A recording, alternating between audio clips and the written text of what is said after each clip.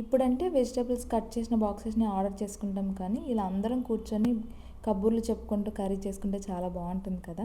ఇంతకీ మేమేం కర్రీ చేస్తున్నాం అని అనుకుంటున్నారా? సంక్రాంతికి ఇంటికి వెళ్ళాం కదా, అప్పుడు అమ్మ వాళ్ళు వెజిటబుల్స్ పంపించారు. అందులో నాకు ఇష్టమైన రాయలసీమ ఆనపగింజల కర్రీ చేసుకుంటున్నాం అన్నట్లు. అందరూ కలిసి కుక్ చేసుకోవడానికి ఒక రీజన్ ఉందండోయ్. అదేంటంటే ఈరోజు సుందరి గారి బర్త్డే అనమాట. ఎప్పుడు కలిసినా నాన్ వెజ్ చేసుకోవడం రొటీన్ అయిపోయింది. అందుకే ఫర్ ఏ చేంజ్ వెజ్ చేసుకుందామని ప్లాన్ చేశాము. రాయలసీమ స్టైల్లో అనపగింజల కర్రీ ఎలా చేయాలో చూద్దామా. ఫస్ట్ అయితే ఒక ప్రెషర్ కుక్కర్లో అనపగింజలు వేసుకొని వాష్ చేసేసి 3 విజిల్స్ వచ్చేంత వరకు పెట్టే. సైడ్లో ఇంకొక స్టవ్ ఆన్ చేసేసి ప్యాన్ తీసేసుకొని పోపు పెట్టేసుకొని, పోపులో మనం టమాటోసు, జింజర్ గార్లిక్ పేస్ట్ని వేసేసి ఫ్రెష్ జింజర్ గార్లిక్ పేస్ట్ తీసేసుకోండి, కొంచెం టేస్ట్ బాగుంటుంది. అండ్ పసుపు వేసేసి కొంచెం మిక్స్ చేసేసి 5 మినిట్స్ బాయిల్ చేసేయాలన్నమాట.